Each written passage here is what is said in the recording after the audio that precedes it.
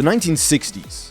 Wild time. I wish I was alive. I wish just purely for the music I could have been lived in the 1960s. Just for the music, right? Just for that music scene. Okay, I was about to say fashion was and politics even more so. Did you not think that hippie era? Mm-mm. The headbands. 50s were great. Flower 60s, power. 70s, questionable.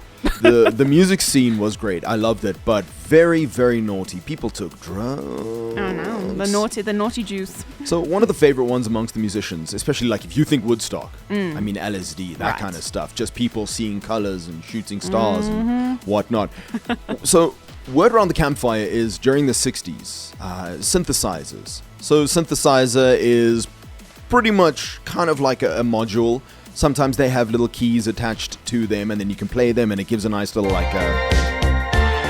it's a little bit more modern, but you get the idea. It sounds like a trippy piano. In a way. Like it.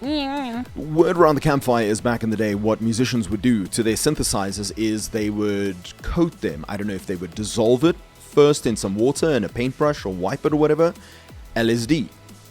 They would coat it onto the instrument and wait for it to dry. Then when a concert would happen, you dip the little fingies in some water, and then as you play and you adjust knobs and twist hoikies, it starts activating and it pulls into your system and you start seeing colors. So LSD works. It can absorb through your skin. As I understand, if it's wet, it can. Ooh. I wish someone told a guy by the name of Eliot Curtis. Poor Eliot.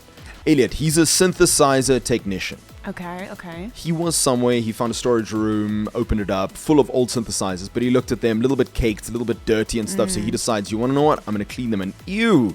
Look at this crusty substance on one of the knobs. So Eliot gets his cleaning supplies, and he starts going to town on the synths. His fingers, obviously when you clean, if you're using substances like materials and whatnot, your fingers will get wet.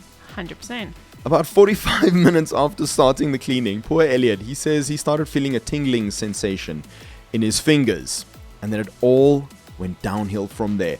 According to an anonymous LSD expert, they say that the substance can stay potent for decades. And then for the next 9 hours, like he was headlining Woodstock, Eliot started tripping some ferocious balls, and the dude was out of it. For 9 hours, Eliot was seeing colors, shooting stars, rainbows, just in love with everything and the world. I hope for his sake that was not his first ever experience. Just trying to do your job. Imagine your colleague walks into you like, oh, I wonder where Eliot is. It's been a few hours, and you're just like doing starfish on the floor over there. Eliot, alles okay, vrees?